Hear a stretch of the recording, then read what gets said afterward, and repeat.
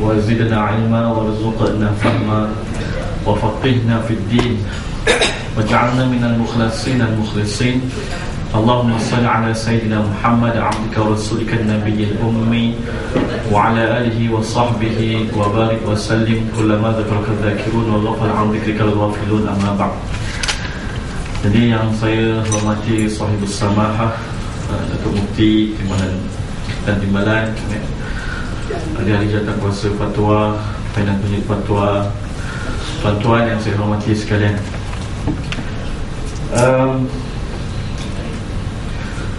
Pertama sekali saya ucapkan terima kasih kepada pihak Jabatan Mufti kerana sudi menjemput saya dan sahabat untuk membicarakan tentang masalah sebenarnya yang bagi saya sebenarnya agak rumit. Tapi sebelum saya melangkah lebih jauh saya haraplah kita mulakan dengan umul kitab dengan niat semoga Allah Subhanahu Wa Taala menurunkan kita pertama sekali akidah yang benar, niat yang benar, ilmu yang benar, amal yang benar, guru yang benar, sahabat yang benar, dan jalan yang benar. Al-Fatihah. A'udzubillahi minasyaitonirrajim. Bismillahirrahmanirrahim. Alhamdulillahirabbil alamin. Iyyaka na'budu wa iyyaka nasta'in. Ihdinas siratal mustaqim. Siratal ladzina an'amta 'alaihim ghairil maghdubi 'alaihim waladdallin. Amin. Okey, baik. Jadi tuan-tuan, ini saya akan membentangkan tentang masalah sejarah kemunculan Wahabi, dan sebenarnya tajuk ini sangat-sangat panjang. Saya bercadang pada mulanya untuk membicarakan tentang isyarat an-nabawiyah ila zuhuri firqatil Wahabiyyah. Maksudnya isyarat-isyarat daripada hadis Rasulullah sallallahu alaihi wasallam tentang akan timbulnya satu golongan yang diberi nama sebagai golongan Wahabiyyah. Sebelum saya pergi kepada pembentangan saya bercerita dulu lah. Tuan-tuan, saya ni bidang muamalat, Fakulti Ekonomi dan Muamalat. Baru saja dilantik jadi ahli jawatan kuasa syariah untuk bank rakyat. Dan saya sekarang ni sedang melanjutkan pengajian di INSAF, International Center for Education in Islamic Finance, di bawah Bank Negara. Jadi mungkin orang akan tertanya-tanya macam mana ustaz daripada bahagian muamalat ataupun ekonomi ini boleh berbicara dengan tuan dalam masalah Wahabi. Tapi saya terlibat juga lah sebagai salah seorang kaunselor untuk orang-orang yang ditahan dulunya di bawah Akta ISA bersama dengan Ustaz Jamihan, Ustaz Usman Muhammad Lee, dulunya Ustaz Mahfuz, sekarang ni pun dah balik.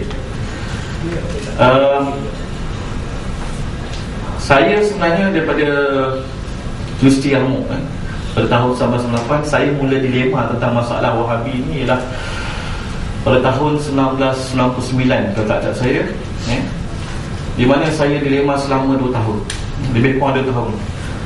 Pada waktu tersebut tuan-tuan, saya membuat penyelidikan dengan sangkaan yang baik terhadap semua ulama. Tak kira lah ulama Wahabi ke ulama tak Wahabi. Sebab tu kat rumah saya penuh dengan kitab Wahabi. Sebab bahkan saya merasakan saya membaca kitab Wahabi lebih daripada Wahabi. Bahkan saya rasa saya mengenali Wahabi lebih daripada Wahabi mengenal Wahabi. Kenapa? Kerana kita hampir-hampir mengisytiharkan diri saya jadi Wahabi. Saya sendiri pun hampir-hampir mengisytihar diri saya jadi Wahabi. Kenapa? Kerana terpengaruh dengan senior dan sebagainya. Tapi dalam dilema tersebut kita mula ambil pendirian. Maknanya kita ada kemampuan untuk membuat penyelidikan. Saya pelajar Malaysia pertama dapat mumtaz dalam Jordan dalam tempoh 3 tahun. Kita ada kemampuan untuk buat penyelidikan. Jadi mengapa kita perlu berpegang dengan pendapat-pendapat senior? Jadi masa itu saya belilah kitab-kitab Wahabi, kemudian pergi ke umrah, dan antara perkara yang sangat memeranjatkan saya waktu saya pergi umrah ialah saya duduk di besar sikit mungkin macam ni okey lah. Antara perkara yang memeranjatkan saya ataupun yang mencetuskan minat yang mendalam saya untuk terus mengkaji pasal Wahabi ni, walaupun latar belakang sekarang saya ni dalam bidang muamalat, ialah apabila lepas main subuh waktu saya buat umrah, kalau tak saya pada tahun 2000, saya duduk dalam satu majlis fatwa. Majlis fatwa ni dipimpin oleh Syekh Dr. Saleh Fauzan Al-Fauzan. Kalau tuan-tuan tahu, itulah Rektor ataupun Naib Chancellor Universiti Islam Madinah. Jadi dalam majlis fatwa tersebut, beliau diberi kertas. Soalan dia saya masih ingat lagi, halil asy'ariyah wal maturidiyah minal firqatin najiyah. Adakah Asy'ariyah dan juga golongan Maturidiyah ni daripada golongan yang berjaya daripada azab api neraka? Maka saya tak terperanjat tuan-tuan.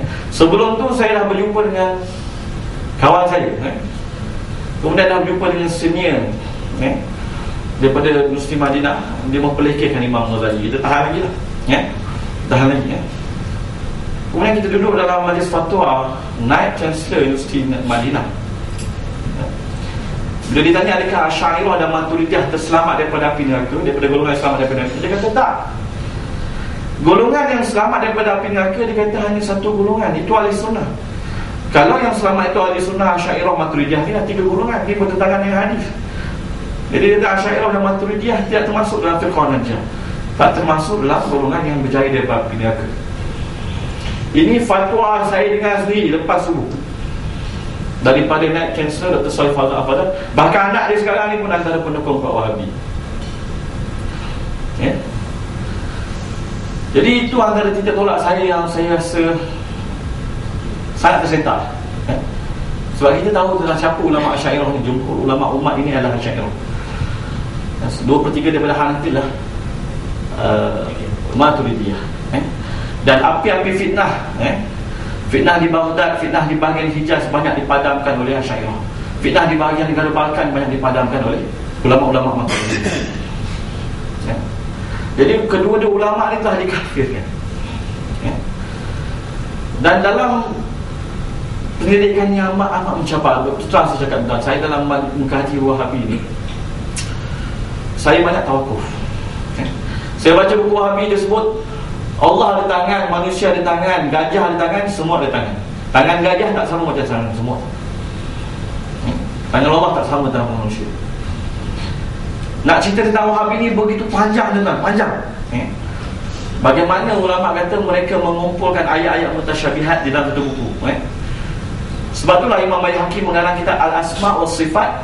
Apabila golongan-golongan musyabihah dan mujassimah ini telah mula mengarang ataupun mengumpulkan ayat-ayat mutasyabihat dalam satu kitab.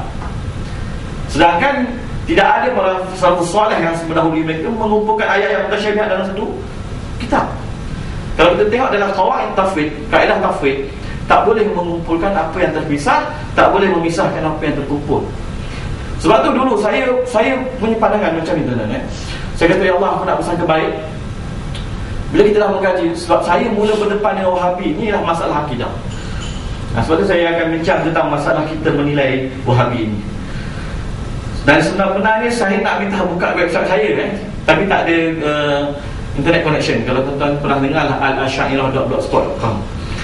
Kat situ saya banyak letak rujukan-rujukan untuk berkongsi dengan, khususnya setelah dalam pegawai-pegawai agama. Kat situ cukup banyak rujukan saya letak. Tapi saya sekarang sama belajar PhD. Jadi ada subjek pula tu 13. Jadi sekarang ni saya agak sibuk lah. Tapi sebab memenuhi tuntutan ini, jadi saya rasa ni peluang untuk menengahkan masalah ni. Jadi saya menyangkakan bahawa pertemuan antara Asy'ariyah ataupun ulama-ulama kita dengan Wahabi ini adalah pada titik tafwid.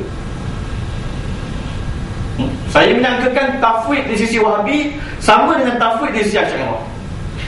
Jadi saya menyangkakan itulah titik yang sama. Akhirnya setelah kaji baca Imam Muzafar pun kata tak sama akhirnya. Maknanya sebenar-benarnya tuan-tuan, tafwid di sisi Wahabi tak sama dengan tafwid di sisi Asy'ariyah. Nak bincang ni panjang tuan, panjang kita ni. Contohnya lah, tafwid di sisi Wahabi ni berpegang dengan makna yang zahir. Dan dalam kaedah itu, wa zahir la yufidu illa dhann wa dhannu la yukhadhu bil aqidah. Kenapa tak berpegang dengan makna zahir dalam akidah, dalam makna mutasyabihat? Kerana makna zahir ini masih lagi makna yang zanni. Apabila kita menggunakan makna yang zanni untuk isbat sifat, kan kaedah dia wadzannu la yu'khadhu bil aqidah. Perkara yang zanni tak boleh ambil dalam akidah. Ada banyak lagi, Setiap lafaz-lafaz ataupun zarah makan ataupun harfu jar yang menunjukkan kepada tempat, apabila disandarkan kepada Allah Subhanahu wa taala, tajarradat an zarfiyati, maka tercabut makna-makna zarfiyahnya.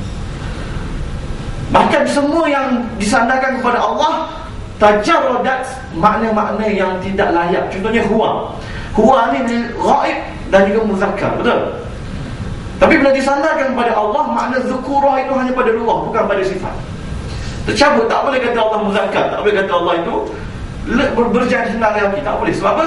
Sebab makna yang tidak layak bagi kalimah yang disandarkan kepada Allah. Kaedah dia, contoh dia tengok dalam Syekh Muhammad Alawi Al-Maliki. Antara kitab-kitab yang menyelamatkan saya dalam bab ni adalah kitab-kitab Syekh Muhammad Alawi Al-Maliki, guru pada Syekh Fuad. Tapi saya tak sempat jumpa dia tu, saya jumpa kitab-kitab dia, saya baca. Masa tu semua kitab Wahabi saya baca lah. Kita ahli apa saya baca. Banyak fatwa Taimah yang sepanjang-panjang itu ada di rumah saya. Kalau nak tunjuk keekstriman fatwa Taimah, Ibn Taimah beza dengan Wahabi. Ibn Taimah memperjuangkan pendapat dia dengan pena. Tetapi Wahabi mula menterjemahkan pena dia menjadi pedang. Ibn Taimiyah menghukumkan orang yang mengatakan lafaz binyat itu wajib, sedangkan itu kaul yang sangat-sangat syah dalam mazhab Syafi'i, boleh dihukum bunuh. Diminta taubat, kalau tak taubat dibunuh. Hanya kerana masalah apa? Masalah usolli fardhu pada zuhri itu saja. Boleh tunjuk dengan boleh tunjuk. Saya akan tunjuk dengan fatwa karangan kitab Muhammad bin Wahab. Saya akan tunjuk fatwa Muhammad bin Wahab. Sangat-sangat susah untuk mendapatkan kitab Muhammad bin Abdul Wahab. Kenapa tuan-tuan? Ada Wahabi nak mengajar kitab Tauhid Muhammad bin Wahab, Kasyf-Syubhat Muhammad bin Wahab, tak ada tuan-tuan. Mereka tak akan ajar, mereka akan bawa Ibn Abi Izz tu contohnya. Saya terangkan Ibn Abi Izz sebab Ibn Hajar sebenarnya pun ada cerita tentang Ibn Abi Izz ni. Wahabi mendengarkan syarah Ibn Abi Izz terhadap matan Aqidah Tahawiyah. Ulama-ulama mazhab Hanafi pun menolak matan Abu Izz dan menggelar dia antara orang yang isbat ulu pada Allah, jihad pada Allah. Golongan dipanggil golongan Jahwiyah. Panjang saya belum boleh pergi pada 5 aspek dia. Saya cuba nak baik. Jadi saya, kalau tuan-tuan tengok dalam website saya lah, tajuk yang saya kenakan bagi artikel ini, nanti saya akan tulis saya tuan-tuan, saya mula-mula nak prepare dalam bentuk slide, tetapi bila saya pengalaman saya lah, bila kita prepare dalam bentuk slide ni, kadang-kadang nak terjemahkan jadi bentuk penulisan tu ambil masa lama, tuan-tuan. Saya nak nulis juga dalam bidang ni, tetapi sebab bidang saya di pihak mesti bidang muamalat, jadi banyak juga research dalam bidang muamalat. Tapi bidang ni sangat-sangat penting, benar, sangat-sangat penting. Jadi dulu pernah berlaku isu akidah tentang di Malaysia ni. Orang macam-macam orang kata pasal Wahabi. Ada orang kata Wahabi ni isu tingkap lah, ada orang kata masalah Wahabi ni masalah khilafiyah lah, ada yang kata masalah Wahabi ni masalah kecil, ada yang kata masalah tak, ni semua salah. Sebab tu saya kata jangan jadi seperti 4 orang buta dengan seekor gajah dalam menilai isu Wahabi. Kita nak melihat Wahabi ni, jangan kita jadi macam 4 buta ni seekor gajah. Seorang pegang kaki kata macam tiang, Wahabi ni macam tiang. Ada yang pegang belalai kata Wahabi macam tadi, ada yang pegang Wahabi macam daun yang besar, ada yang pegang perut kata Wahabi ni macam perut macam dinding. Tak boleh. Kita mesti melihat Wahabi daripada kelima-lima aspek. Dan kita kena tahu mana isu yang khilafiyah, mana isu yang kita boleh tolak ansur, mana isu yang tak boleh tolak ansur. Kadang-kadang hanya siasat ustaz, maaf saya sebut hanya melihat Wahabi dalam masalah fiqh ni masalah besar. Dan bahkan pengalaman kita sendiri, tuan-tuan boleh tanya, antara halangan besar dalam menerangkan masalah Wahabi ni apabila ustaz yang tak faham Wahabi tapi nak cerita pasal Wahabi. Dia kata Wahabi ni isu kecil, isu usolli, isu kunut, isu takbir, tak share. Isu ni lama dah kami tak bincang.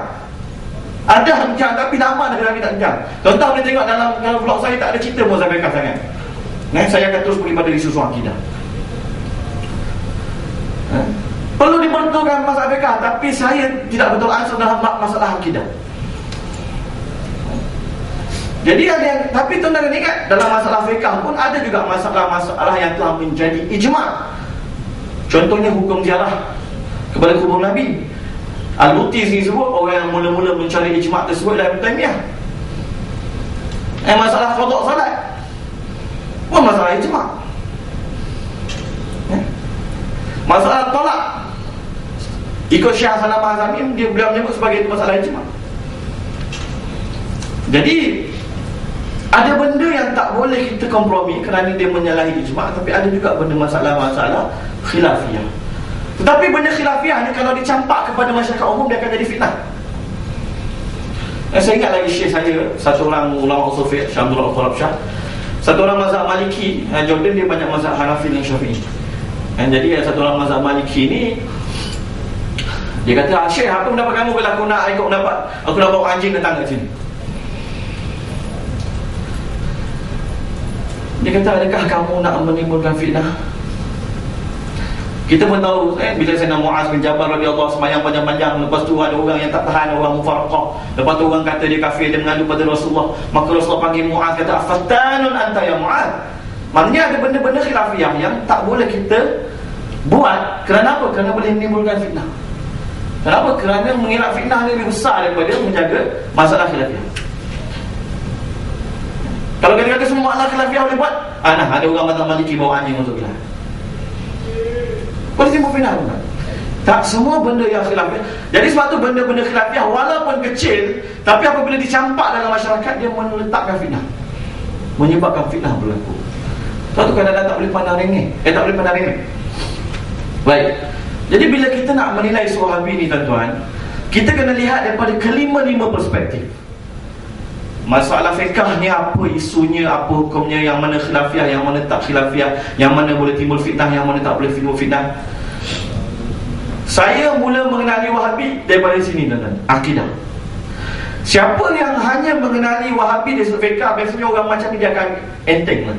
Dia akan ingat ni tuan-tuan, ni khilafiyah ni, khilafiyah tak susah. Ini masalah ni tuan-tuan besar. Masalah besar sekali lah apabila ustaz yang tak faham isu Wahabi, dia akan kata, ini masalah enteng ni. Siapa kata masalah enteng?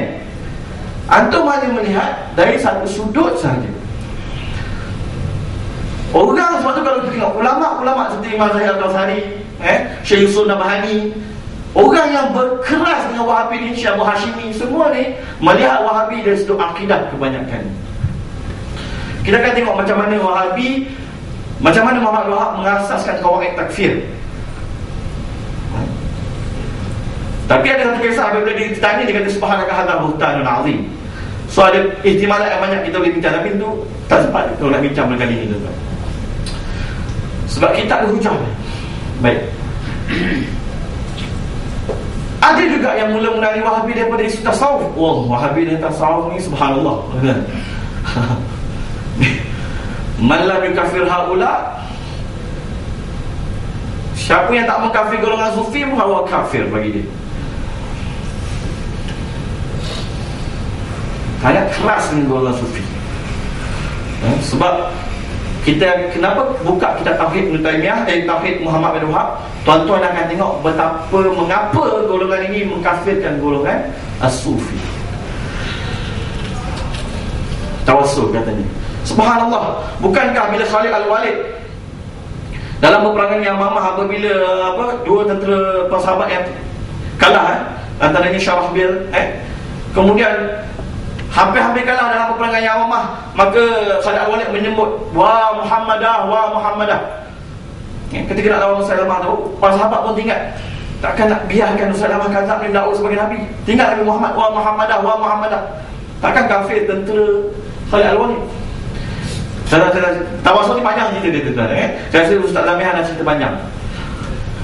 Dan tuan-tuan boleh tengok bagaimana Muhammad Al-Wahab. Kalau tuan-tuan tengok dalam kitab Kasyfus Syubhat ataupun dalam kitab Tauhid, memang tak ada satu nakal pun daripada kalangan salaf. Kalau diambil pun yang jauh-jauh, kemudian daripada Ibn Qayyim. Semua tafsir sendiri.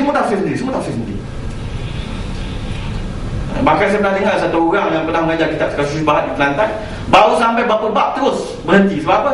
Sebab dia kata musyrik zaman kami baca kitab tafsir, kitab hadis. Siapa yang kata Siapa yang dia kata kat musyrik ni sana? Yang baca kitab tafsir hadis. Ulama lah kan. Saya ada kitab satu Rasail. Ulama-ulama Mekah menolak Wahabi sebelum Wahabi menguasai Mekah. Yang terbit di Cairo. Kemudian saya mula mengenali satu orang doktor di tempat saya, Dr. Yusuf Khalid. Dia PI Madinah. PI Madinah. Saya ingatkan dia pro sana, maksudnya dia pro Wahabi. Kadang-kadang kita test the water dulu lah. Maksudnya kita tengok-tengok macam mana orang. Akhirnya dia kata dia pun anti Wahabi juga. Sebab apa? Sebab itu lepas tu dia pergi ke UK. Di UK tu dia berdepa dengan orang Arab tunjukkan dokumen-dokumen berbagai-bagai. Bahkan saya jumpa salah seorang profesor saya di INSAF ni pun, orang bidang kewangan, bukan bidang tuan-tuan. Dia pun tahu Wahabi bertanggungjawab dalam menjual tanah Palestin kepada British yang membenarkan kemasukan Israel. Tuan-tuan akan tengok nanti bagaimana Wahabi yang banyak kita akan tengok nanti. Kemudian jadi saya tengok ada orang mula mengenali Wahabi dari sudut syarah, ada orang mula mengenali Wahabi dari sudut fiqh, ada orang mula mengenali Wahabi dari sudut akidah, ada orang mula mengenali Wahabi dari sudut tasawuf. Dan yang kelima saya jumpa ni orang-orang polis dan saya akan menterangkan kenapa mungkin tuan-tuan dah terlibat Wahabi. Nanti saya akan cerita. Saya akan terus pergi loncat. Kenapa orang-orang yang ditangkap dalam Jemaah Islamiah ini semuanya Wahabi? Tak ada orang dari Ahmadiyah, Syahbani, tak ada juga. Semua yang ditangkap memang itulah fahaman Wahabi. Anda kata kalau kita buat research tuan-tuan, daripada population kita keluarkan sampel, daripada sampel yang ditangkap tu kita keluarkan the common traits, mana sifat-sifat yang dimiliki oleh mereka semua, maka kita akan dapati mereka semua memiliki fahaman tabdi' wa takfir. Sehingga kan kalau tuan-tuan pernah tahun 2000 berapa saya lupa, ahli parlimen di Indonesia pernah persoalkan kenapa orang-orang GI sebelum jadi GI dia jadi Muhammadiyah dulu. Kenapa orang GI sebelum dia jadi GI dia jadi Muhammadiyah dulu? Sebelum dia jadi Wahabi dalam akidah, dia jadi Wahabi dalam fiqh. Sebab apa? Sebab untuk menjadi Wahabi dalam fiqh adalah lebih mudah daripada menjadi Wahabi dalam akidah. Sedikit-sedikit dia akan dibentuk menjadi Wahabi dalam. Kita akan tengok nanti, saya akan tunjuk bagaimanakah fahaman ini ada kaitan dengan masalah keganasan. Saya rasa Ustaz Zamir pernah cerita tentang macam mana masalah. Kita pernah tengok tuan-tuan bagaimana mereka sembelih. Yang polis tunjuk kat saya macam mana mereka sembelih orang-orang Kristian di selatan Filipina. Sambil sembelih Allahu Akbar. Ada seorang yang ditangkap di konflik, ada dalam gambar.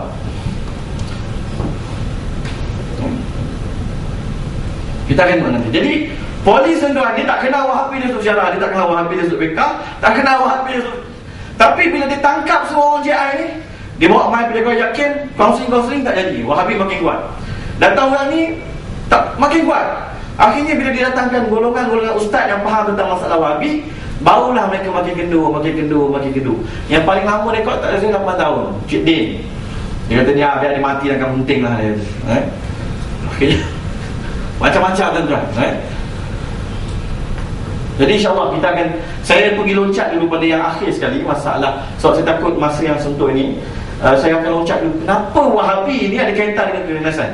Golongan Wahabi kata kami tidak semua Wahabi itu pengganas, tapi semua pengganas itu Wahabi. Hubungan amna khusus kita kata. Semua Wahabi itu bukan, tak semua Wahabi itu pengganas, tapi semua pengganas itu memang Wahabi. Contoh boleh tengok dekat apa yang berlaku dekat Somalia, Syabab, Hizbul Islami apa semua, itu semua golongan Wahabi. Baik, bawah sekali, bawah sekali. Ni atas ni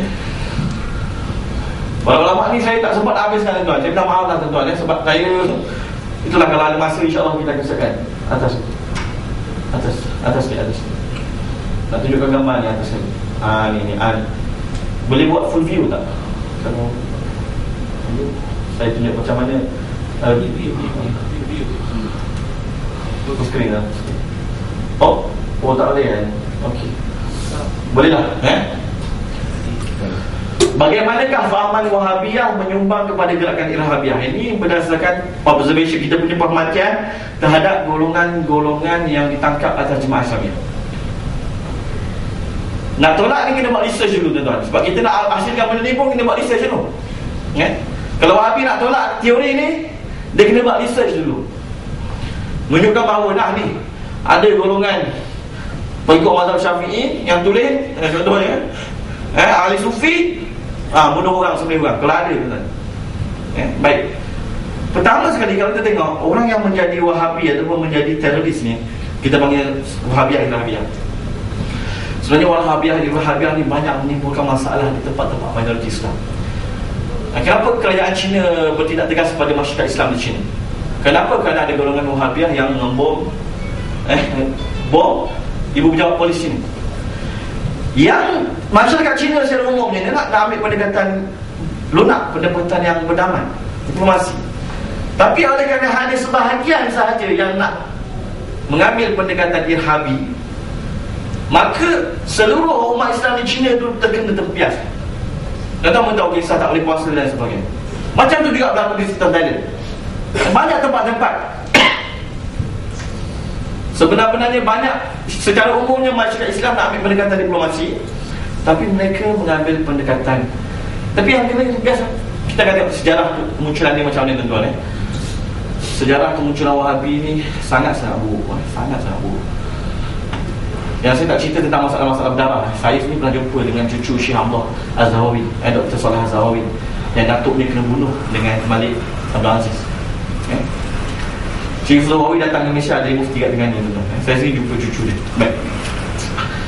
Jadi hasil kita punya observation, betul dan sebagainya, orang Wahabi ni dia tak jadi irhabi dalam tempoh setahun 2 tahun. Tak. Bahkan bila kita tengok, kita terangkan masalah ni pada mereka, mereka pun akui. Mereka nak menjadi mujahid lah, kita kata mujahid irhabi ni. Mereka ambil masa bertahun-tahun, 3 tahun, 5 tahun baru dia jadi. Sebab apa? Sebab pertama sekali fahaman boleh besarkan sikit. Fahaman pertama, biasanya fahaman pertama yang akan ditanam dalam diri mereka adalah fahaman bid'ah dan tabligh. Mereka akan ditatih dulu.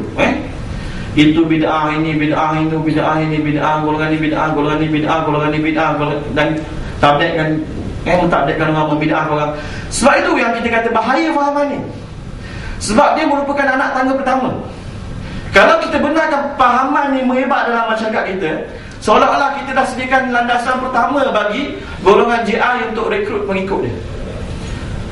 Okey, lepas dah terdedah kepada fahaman mentabligkan orang, membid'ahkan orang dan bid'ah-bid'ah segalanya, maka barulah mereka diperkenalkan tentang akidah Wahabiyah. Tujuannya apa tuan-tuan? Tujuannya yang kedua, takfir. Tuan-tuan boleh tengok kita mahu subhanallah, begitu banyak tentang masalah takfir. Ataupun pengikut-pengikut. Bahkan mak ayah Rasulullah pun kena takfir. Bahkan saya jumpa seorang pelajar yang pergi kursus musim panas, percuma lah dia. Dia kata mereka bukan kata mak ayah Rasulullah je, mereka kata Abdul Muttalib pun dah mengaku mereka kata. Ni tuan-tuan. Dan saya betul-betul cakap, saya bersetuju dengan pendapat Dr. Osman Muhammadi, Wahabi ni ada taqiyah. Wahabi ni ada taqiyah. Hati-hatilah tuan-tuan. Wahabi ni ada taqiyah dia. Ini pun disebut sebelum mereka menguasai Mekah, mereka berlunak ni khilafiyah. Tapi bila mereka dah kuasai, pendapat-pendapat tuan-tuan semua tak ada nilai. Sebelum mereka jadi mufti, okey, tak apa, ni khilafiyah. Tapi kalau dia jadi mufti, pendapat tuan-tuan semua tak ada nilai. Ini bukan saya sebut. Saya sendiri jumpa orang Mekah yang sebut tentang perkara ni. Baik. Mereka akan asaskan fahaman takfir. Sebab tu kalau kita tengok dalam masalah Wahabi, mereka ada begitu banyak perkara yang dengannya itu syirik khafi, boleh jatuh syirik akbar dan boleh menghalalkan darah. Sebab itulah tuan-tuan, kalau kita tengok memang Rasulullah SAW sebut fahaman takfir ni datang daripada orang yang dikaitkan dengan agama. Rasulullah SAW sebut innama atakhawafu alaikum rajulan yaqra'ul Quran hatta ru'yat atau hatta ru'yat alaihi bahjatuhu wa kana rida'an lil Islam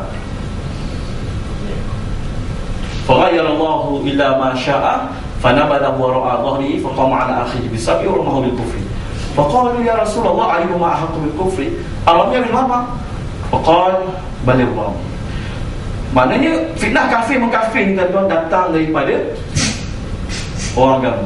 Rasulullah disebut, aku takut kepada kamu lelaki yang membaca Al-Quran sehingga nampak terlihat mereka punya kehebatan-kehebatan. Sebab tu kalau tengok dalam sejarah ahli-ahli bid'ah ni semua bukan cara-cara orang kan. Wasil bin Atta, ulama kata Wasil bin Atta antara asas pengasas Mu'tazilah, wa kanat akhlaquhu akhlaqul malaikah, disebut macam tu sekali. Barbahari yang buat fitnah bahariah. Contoh kita dalam website saya tunjuk dalam daripada Tarikh Ibn Asir Al-Kamil, daripada Tarikh Ibn Asir macam mana berlaku pertumpahan darah pada zaman Al-Maruzi. Orang yang mula kata Allah akan duduk sebelah Nabi Muhammad fi maq'adi sidqin inda rabbil alamin tu. Allah akan duduk sebelah Nabi Muhammad sama-sama dia. Berlaku pertumpahan darah kan itu. Jadi dia orang kata peperangan antara Hanabilah dengan Syafi'iyah, bukan. Peperangan yang antara Hanabilah Mujassim dan juga Syafi'iyah ala Sya'irah. Jadi masalah akidah ni boleh membawa pada peperangan. Mereka suatu tu kalau tuan-tuan tengok masalah syirik ataupun kufur di sisi Wahabi tu, pintu dia luas, senang sangat orang nak jatuh kufur. Kita akan tengok dalam karangan Muhammad Abdul Wahab ni kata tak cukup dengan lafaz, tak cukup dengan ni, tak cukup dengan ni, tak cukup ni, kena ibadat. Dan makna ibadat dia tu sangat-sangat luas. Kita akan tengok tawasul ni. Tapi saya tak sempat nak bentang. Sebab tu saya tahu Wahabi memang takut nak mengajar kitab Muhammad bin Wahab. Kalau mereka mengajar kitab Muhammad bin Wahab, awal-awal lagi kena